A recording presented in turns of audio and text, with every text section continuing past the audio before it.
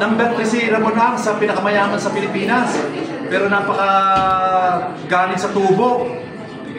Iba yung kanyang sinasabi sa kanyang ginagawa na parang sinasabi niya, tutulong siya sa mamamayan, para sa flood. Pero bakit dito sa airport, masyado namang tinitira niya yung mga OFW natin, iba pang mga mananakay. Prime water ni Villar ay isang parusa din yun sa mamamayan. Itong privatization ng airport ay panibagong parusa. Pero mo, 100% tataas.